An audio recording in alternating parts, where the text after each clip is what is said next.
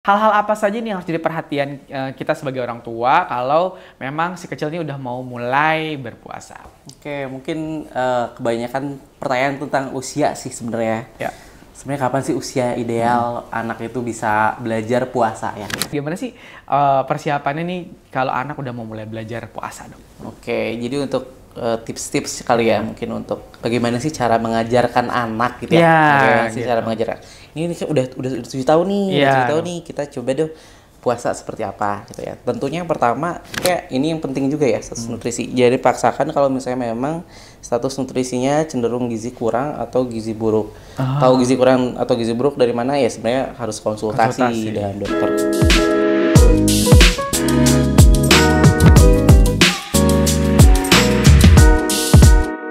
Assalamualaikum warahmatullahi wabarakatuh. Halo Sari Asi People, bertemu lagi dengan saya Dr. Fadli di podcast Sari Asi. Nah, siang hari ini nih kita akan membahas tentang berpuasa pada anak-anak. Nah, kebetulan sekali ya hari ini tuh kita sedang di bulan ini ya, mohon maaf. Kita sudah memasuki bulan suci Ramadan. Nah, biasanya nih untuk adik-adik kecil nih lagi pada belajar-belajar puasa nih. Nih, moms and dad siapa nih? Ayo di rumah yang si kecilnya udah mulai belajar puasa. Nah, ngomong-ngomong puasa pada anak-anak nih, ini banyak banget hal-hal yang harus kita mention ya, atau kita sadari nih, ternyata tuh puasa pada anak tuh banyak, mungkin sadar sedikit berbeda ya dengan puasa pada orang dewasa. Dari sisi mungkin makanan, atau kira-kira kapan nih waktunya, terus kemudian apa nih, bahaya nggak sih sebenarnya puasa atau malah justru sehat? Nah, daripada kita banyak berdebat nih dan simpang siur, mending kita undang aja deh nih sumbernya, Dokter Hardi. Assalamualaikum, Dok. Waalaikumsalam. Sehat, Dok? Alhamdulillah. Aman puasanya, Dok? Insya Allah aman. Tetap semangat ya, Dok. Pasti dong. Pasien Dokter Hardi ini ngantri banget nih soalnya di Sari Asi ini 3 cabang nih. Udah mudah-mudahan sehat terus ya, Dok. Nah, hari ini, Dok, kita mau ngobrol-ngobrol nih di siang ini yang agak-agak gloomy ya. Hujan rintik-rintik nih enak banget kayak tidur ya, Dok ya.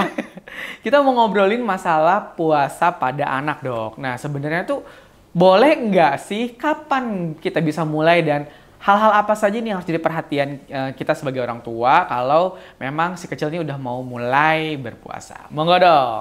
Oke, mungkin kebanyakan pertanyaan tentang usia sih sebenarnya. Ya. Sebenarnya kapan sih usia ideal anak itu bisa belajar puasa ya? Balik lagi ke puasanya itu sendiri, puasa Ramadan ya. Puasa Ramadan itu kan sebenarnya wajib, itu syaratnya adalah salah satunya adalah akil balik ya, pada anak itu. Akil balik itu sendiri pengertiannya kalau misalnya menurut agama yaitu pada perempuan itu sudah ada menstruasi atau haid. Kemudian untuk laki-laki yaitu ada mimpi basah.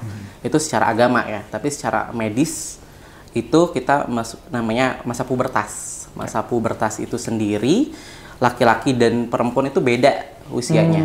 Biasanya perempuan lebih dulu dibandingkan dengan laki-laki.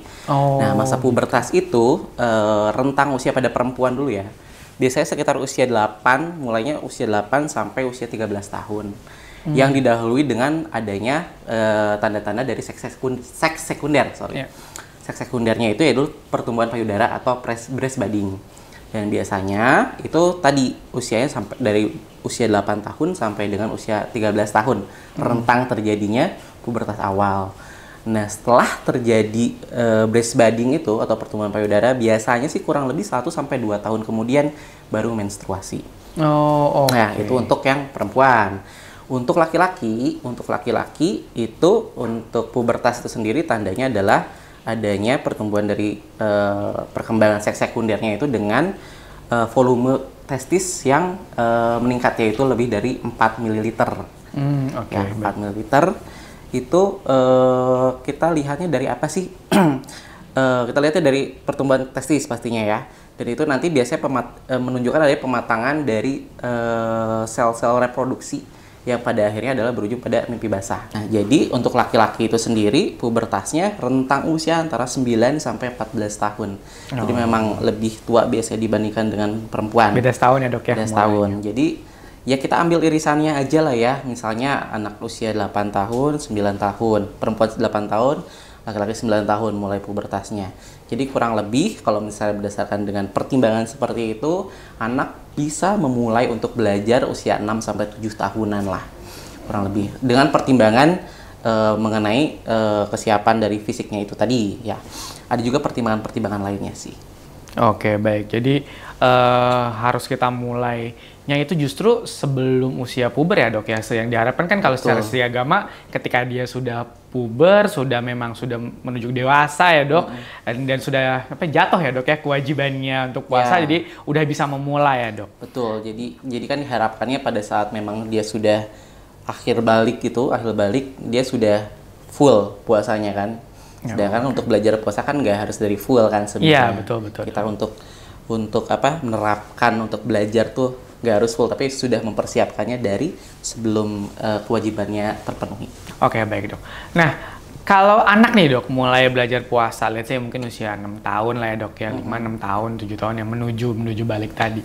Itu sebenarnya ada nggak sih dok resiko-resiko atau yang harus jadi concern kita sebagai orang tua untuk hati-hati nih gitu, nih anak lagi mulai belajar puasa, apa yang harus menjadi concern kita? Oke, jadi terkait dengan usia tadi ya, untuk usia-usia sekitar 6-7 tahun. Jadi selain dari pertimbangan tentang pubertas dan juga akhir balik ini, ada juga untuk kesiapan fisik sebenarnya pada anak-anak usia 6-7 tahun yang berbeda dengan 7 tahun lah ya, let's say. Dibandingkan dengan anak lebih muda dari itu. Yang pertama untuk dari kesiapan fisiknya dulu ya. Kita tahu ya puasa itu kan artinya tidak makan, dalam artian ini ya. Kalau sekarang kan banyak puasa intermittent dan lain-lainnya ya. Kita bicara tentang puasa Ramadan ya, puasa Ramadan. Itu tidak makan dan tidak minum ya dari subuh sampai dengan maghrib. Jadi rentang waktunya kurang lebih berapa sih? 13-14 jam lah ya. 13-14 jam. Oke, jadi kita harus tahu dulu metabolisme apa sih yang terjadi pada tubuh kita apabila memang kita tidak makan dan tidak minum sama sekali selama 13-14 jam itu. Oke, yang pertama yang pasti adalah masalah gula darah. Ya. Yang kita butuhkan vital adalah gula darah. Kenapa gula darah itu adalah satu-satunya sumber energi untuk otak. Ya. Nah, dalam waktu kita tidak makan 4 jam, ya, 4 jam tidak makan, kita masih bisa mempertahankan gula darah kita sendiri. Ya. Lebih dari itu, biasanya badan akan memanggil bantuan. Wah, kayaknya kurang nih gula darah kita. Apa yang harus kita lakukan? Yaitu dengan cara mengambil cadangan. Cadangan gula yang ada di mana? Di dalam hati. Diambil dulu tuh cadangan-cadangan dalam hatinya. Oke. Sampai akhirnya gula darahnya masih terjaga. Tapi kalau misalnya ternyata lebih lama lagi puasanya, misalnya udah 16 jam lebih, masih belum ada asupan makanan juga yang akan dipecah selanjutnya, tetap kan dia akan mencari-cari sumber energi untuk dijadikan sumber sebagai gula darah. Alternatif untuk jadi itu apa? Ya, akhirnya ada lemak dan protein yang akan diambil oleh tubuh untuk menjadi sumber alternatif dari gula darah. Ya, sumber gula darah selanjutnya lah. Namanya gluconeogenesis. Gitu ya. Nah, itu yang terjadi. Jadi sebenarnya itu kan terjadi kalau misalnya puasanya lebih dari 16 jam sih. Ya, secara alami sih seperti itu. Cuman masalahnya adalah pada anak di bawah 7 tahun. Beberapa literatur ini sih tidak ada waktu yang khususnya saya, tapi rata-rata beberapa literatur bilang kalau misalnya usia 7 tahun itu cadangan gula di hatinya itu udah lebih bagus lah dibandingkan di bawah 7 tahun. Jadi anak-anak yang di bawah 7 tahun ya baik 5 atau 6 itu cadangan cadangan gula di hatinya itu lebih rendah. Artinya gimana? Jadi kalau misalnya anaknya tadi puasa lebih dari 4 jam, dia ngambil cadangan, dia akan ngambil cadangan dari hati, ternyata cuma sedikit. Ya, jadi belum sampai 16 jam dia akan cari-cari bantuan lainnya, yaitu dengan memecah lemak dan protein itu. Jadi yang dikhawatirkan kalau misalnya lebih muda dari 7 tahun, itu dikhawatirkan ada pemecahan lemak dan protein yang ujung-ujungnya adalah kehilangan energi dong, energi protein terutama ya. Berat badan pasti akan turun, anaknya gizinya akan menurun juga berat badannya gitu ya. Itu yang terjadi kalau misalnya kita paksakan apabila puasa lama ya pada anak di bawah 7 tahun. Itu yang pertama, kekurangan energi. Kemudian yang kedua juga resiko hipoglikemia. Hipoglikemia adalah keadaan di mana gula darah di dalam tubuh itu menurun yang tadi ya. Turun sih pasti, tapi kan pasti mereka akan cari-cari cara. Nah, khawatirnya kalau misalnya dia tidak ada cadangan sama sekali kan, tidak ada cadangan sama sekali, ya gula darahnya pasti akan terus turun. Artinya nutrisi ke otaknya itu akan berkurang. Nah, kalau misalnya nutrisi ke otak berkurang, gula darah berkurang, akan terjadi gangguan pada otak, akan terjadi iskemia karena otak kelaparan, otak akan mengalami kematian karena tidak mendapat asupan gula. Akhirnya terjadi apa? Biasanya gejala-gejala hipoglikemi, ya bisa biasanya ngantuk, anaknya bisa jadi penurunan kesadaran, ya. Yang paling buruk ya bisa kejang. Kalau sudah kejang artinya udah ada kerusakan yang permanen. Masalahnya otak adalah sel-sel yang memang permanen. Jadi kalau misalnya sudah ada kerusakan, dia tidak akan bisa meregenerasi sendiri seperti organ-organ lainnya. Nah, itu yang kita khawatirkan itu dari hipoglikemia itu sendiri. Itu pertama ya, jadi resiko hipoglikemia, kedua resiko untuk kekurangan energi dari protein juga, dan yang ketiga tentunya resiko dehidrasi. Ya. Dehidrasi itu apa? Yaitu kehilangan cairan dan juga elektrolit. Jadi jangan dilupakan, jangan cuma cairan aja. Oh iya, elektrolitnya ya dok ya. Elektrolitnya juga, karena di dalam misalnya kita minum itu pasti ada elektrolit yang terkandung di dalamnya. Ya, resikonya kalau misalnya dehidrasi kita bicara ringan, sedang sampai ke berat lah ya. Itu di atas kekurangan cairan atau kehilangan cairan lebih dari 5%-nya dari berat badan tubuhnya. Ya, jadi kalau misalnya berat badannya udah nyusut banget, anaknya udah lemas, tanda-tanda dehidrasi apa sih sebenarnya? Biasanya mata cekung, kering, terus bibir kering, ya, lidahnya kering, turgor itu kalau kita cubit ininya lambat. Terus paling gampang lihat apa? Lihat pipis. Lihat pipis, maksimal 6 jam itu harus pipis. Kita semua ya, nggak cuma anak. Kita semua manusia itu harusnya 6 jam harus ada produksi urin. Ya, kalau misalnya 6 jam nggak pipis, anaknya dalam kondisi puasa, wah, dehidrasi nggak nih, gitu. Harus dilihat ya. Dan itu dehidrasi, kemudian juga kekurangan dari elektrolit ya. Kekurangan elektrolit itu paling sering ya hiponatremia, kekurangan natrium, sodium, garam tubuh ya. Khawatirnya apa? Kalau misalnya kekurangan garam tubuh sama bisa kayak hipoglikemi, bisa menyebabkan kejang juga kalau natriumnya bisa di bawah 120. Kemudian elektrolit lainnya adalah kalium. Kekurangan kalium itu bisa menyebabkan gangguan dari jantung. Ya. Jadi itu yang perlu kita lihat nih. Kita lihat kalau misalnya anak-anak siap nggak sih sebenarnya usia segini dengan resiko-resiko seperti itu. Jadi menurut saya sih usia 7 tahun udah yang paling pas ya untuk memulai puasa. Ditambah selain kesiapan fisik itu mungkin kesiapan dari mental. Secara kesiapan mental, karena kenapa sih usia 5 tahun kan tantrum pasti masih ada. Di atas 5 tahun ya 6 sampai 7 tahun itu tantrum sudah mulai berkurang. Bagaimana dia mengendalikan emosi, mengendalikan diri, karena jujur untuk puasa itu pasti bikin dia stres. Secara emosional, secara mental akan membuat dia stres karena dia nggak bisa ngapa-ngapain nih. Nggak bisa makan, saya maunya makan, saya maunya minum, tapi nggak boleh gitu kan. Tantrum lah, ngamuk, stres anaknya, malah jadi trauma sendiri, malah jadi ke depan-depannya dia nggak mau puasa lagi. Nah, itu yang perlu kita pertimbangkan. Dengan usia 7 tahun biasanya usia-usia SD kan ya. Jadi secara kemampuan emosi, kemampuan intelektual pun sudah lebih matang lah. Jadi boleh dipertimbangkan. Itu juga berarti dari kondisi si anaknya sendiri ya dok ya. Tadi sebenarnya sering sedikit ngomongin tantrum kan. Ya kalau di perkembangan anak kan ya ada anak-anak dengan kebutuhan yang khusus ya dok ya. Ya kita nggak, kalau ngomongin tantrum dia mungkin usianya bisa lebih tua tapi tetap aja tantrumnya ada ya, dok ya. Jadi betul-betul kita banyak pertimbangannya dok ya, tadi dari usia udah pasti usia tadi alhamdulillah sudah ada patokannya nih kira-kira secara teori usia 7 tahun ya, karena terkait juga tentang tadi cadangan gula tadi ya dok ya.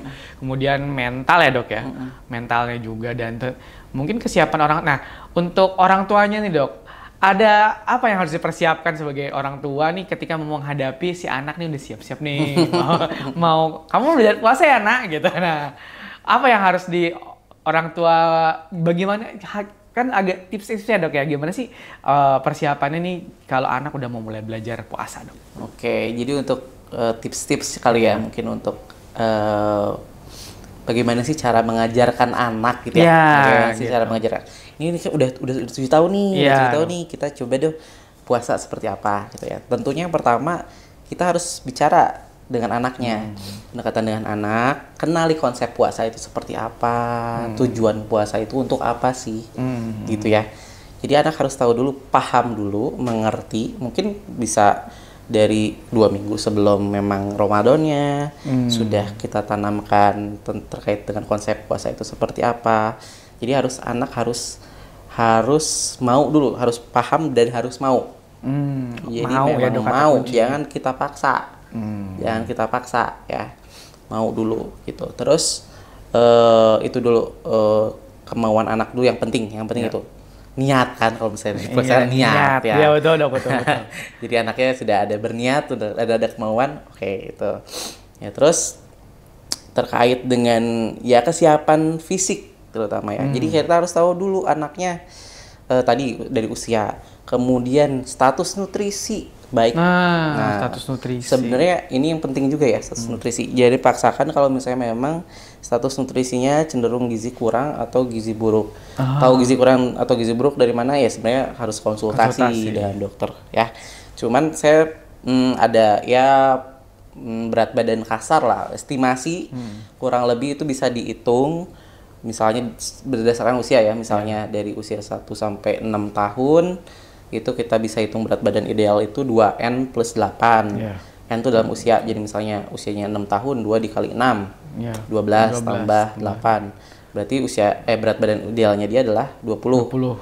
Nah, plus minus 2 lah, jadi 18 sampai 22 itu berat badan yang direkomendasikan ya untuk usia 1 sampai 6. Beda lagi kalau misalnya usia 7 sampai 12 itu hitungannya 7N kurang 5 dibagi 2. Misalnya berat usia berapa tuh?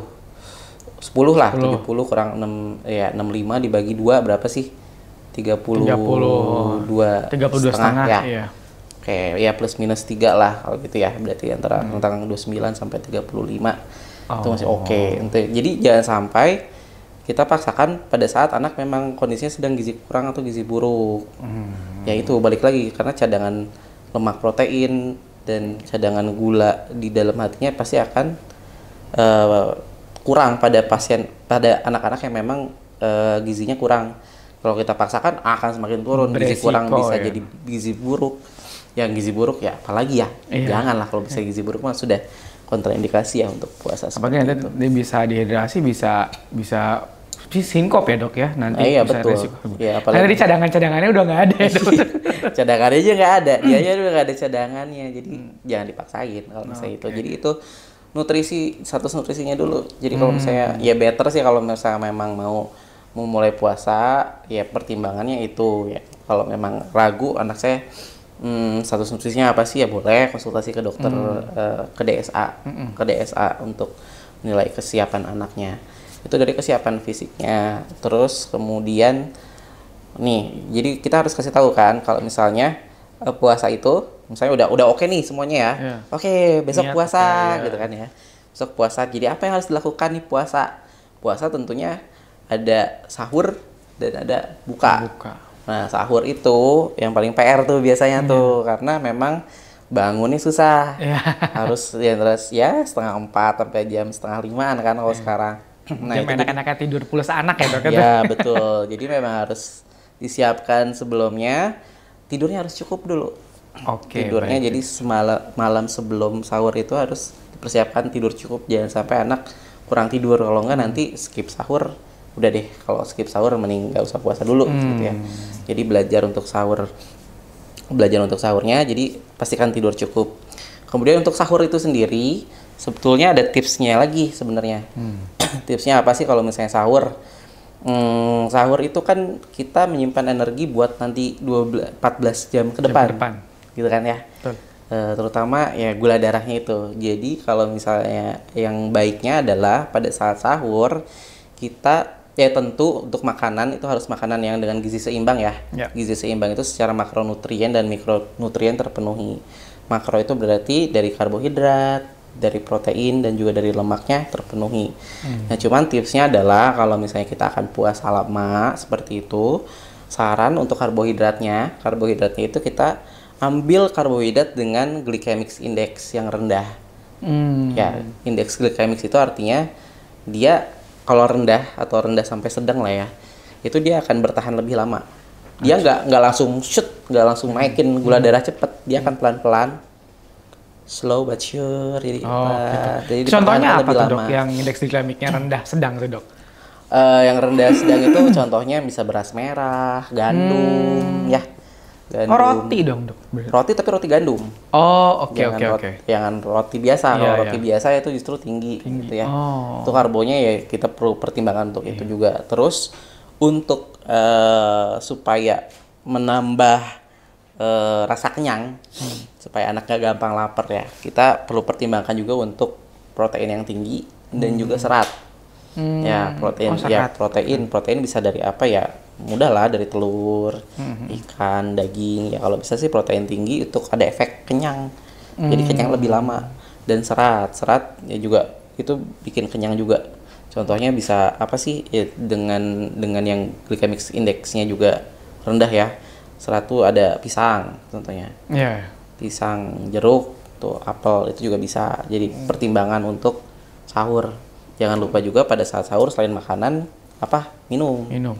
minumnya harus ya sesuai dengan kebutuhan lah ya. Sebenarnya kalau misalnya bicara tentang cairan itu sesuai dengan kebutuhan berdasarkan berat badan sih, tapi ya kurang lebih ya 1000 minimal lah 1000 ml atau 1 liter ya. Jadi itu total sehari. Jadi kalau misalnya di sahur kita bisa bagi setengahnya, yaitu 2-3 gelas sehari dalam satu sahur ya.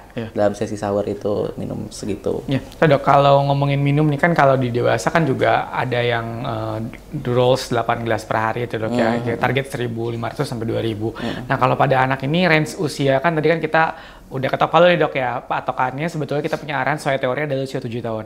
7-8 mungkin ada 7-8. Nah, di usia itu sebetulnya tadi cairannya itu kita matokin berapa Dok? Tadi 1.000 ya Dok ya? Ya minimal 1.000. Minimal 1.000. Nah, ini Sariasi People nih, minimal ya. Ntar jangan 1.000 gitu. Padahal anak-anak kalau resiko dehidrasinya juga cukup besar ya Dok ya. Kalau bisa puasa. Itu ini ya maksudnya kebutuhan cairan secara keseluruhan. Kalau misalnya memang anaknya ada minum susu atau apa itu juga bisa dihitung sebenarnya sebagai cairan. Kalau makannya sayur gitu Dok ya pas sahurnya itu juga kan bisa jadi masukan. Oke, baik Dok. Nih jadi banyak ya Sariasi People nih pertimbangannya. Jadi kalau misalnya kita mau mempersiapkan, tadi kita harus memastikan usia yang pasti, kemudian niat. Itu ya Dok ya? Itu dulu. Kalau misalnya nggak niatnya belum ada nih, tapi ya niat harus dipupuk ya Dok ini kayaknya. Betul. Gampang-gampang susah. Terus tadi status gizi ya, hati-hati nih kalau misalnya nanti ternyata sudah lagi dalam pemantauan dokter, nah bahaya juga nih tiba-tiba lagi gizi kurang. Ya jangan dipaksakan ya Dok ya, betul. Gitu. Kemudian tadi isi dari gizi seimbangnya sama tadi nutrisi cairan. Jadi itu mungkin hal-hal yang bisa moms and dad atau Sariasi People persiapkan jika si kecil memang ingin atau mulai belajar untuk berpuasa. Nah Dok, kalau mulai belajar nih, kan namanya juga mulai belajar, itu sebetulnya berapa jam Dok idealnya kita mau misalnya, Dek 6 jam dulu ya Dek gitu, atau misalnya sampai jam 10 gitu. Nah itu triknya gimana Dok kalau sesuai rekomendasi dokter nih misalnya untuk berapa jam sih kita mau mulai, atau langsung aja deh pokoknya 14 jam gitu. Waduh. Gimana Dok? Oke, kalau langsung 14 jam sebenarnya bikin anak stres ya. Jadi kan konsep awalnya lagi jangan dipaksakan, tapi kita memulai untuk gimana sih cara anak belajar gitu ya. Tujuan kita adalah pada saat akil balik kan sebenarnya. Dia sudah mulai full puasanya. Jadi kalau misalnya mau memang belajar itu ya nggak harus langsung panjang 14 jam full.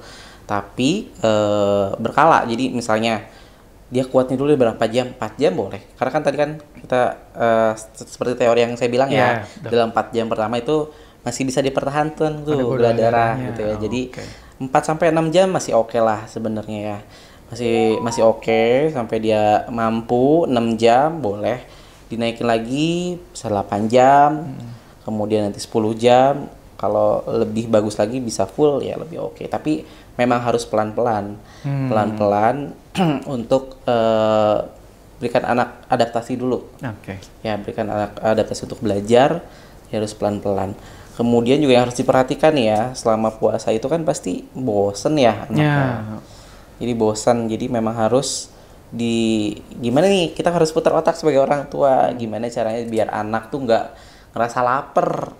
Oke. Tidak terasa lapar, artinya harus ada aktivitas-aktivitas yang menyenangkan. Justru gitu. perbanyak aktivitas ya dok. Tanda kutip ya, maksudnya nggak boleh kosong sama sekali nggak ada aktivitas ya dok ya? Kalau misalnya nggak ada aktivitas, kayak otak akan berpikir, aduh lapar nih, gitu nggak sih?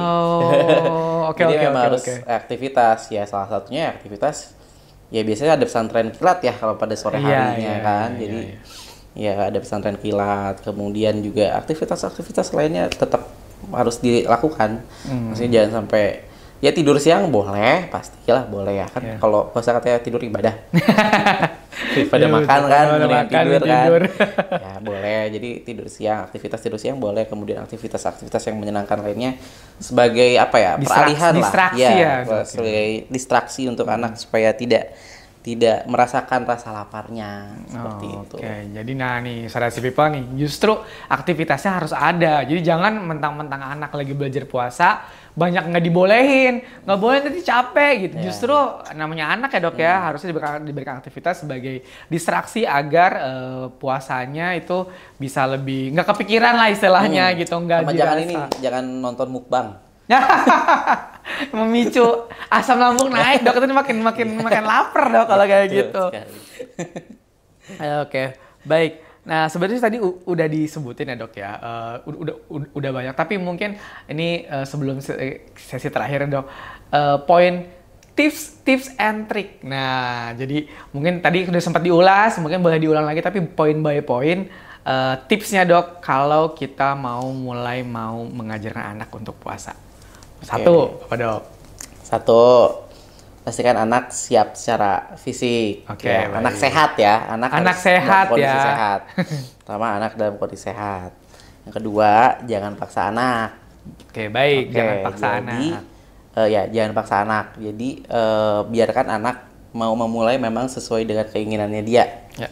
Gitu ya.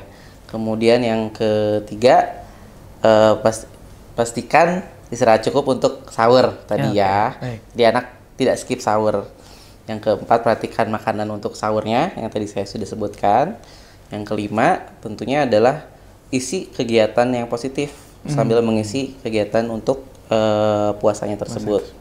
Gitu. Kemudian yang keenam, ini anak dalam kondisi sedang kita bilang lagi tes atau ujian lah ya. Oh iya. Jadi jangan lupa kita berikan motivasi dan juga pujian kalau misalnya memang anak dalam kondisi dia bisa mencapai targetnya. Reward boleh, it's okay. Reward dalam bentuk apapun ya. Maksudnya ini merupakan hal yang cukup berat sebenarnya buat anak. Jadi kalau misalnya dia sudah melewati targetnya, ya nggak harus yang full itu ya. Misalnya target kita emang 4 jam sampai 6 jam dulu deh. Dia udah bisa, ya udah kita harus kasih pujian, motivasi selanjutnya seperti apa gitu ya. Kemudian itu jadi buat puasa Ramadan ini menyenangkan lah untuk dia. Ya, gitu. Intinya yang penting happy ya. As long as happy, kita rasa sih kalau berpuasa pada anak oke aja ya. Yang penting anaknya happy ya dok. Betul. Oke. Baiklah, terima kasih banyak nih dok untuk sharing-sharingnya. Ini luar biasa sekali. Banyak ilmu yang bisa kita ambil dari obrolan kita siang hari ini ya dok. Jadi intinya sih jangan takut untuk memulai atau mengajarkan anak untuk berpuasa ya dok.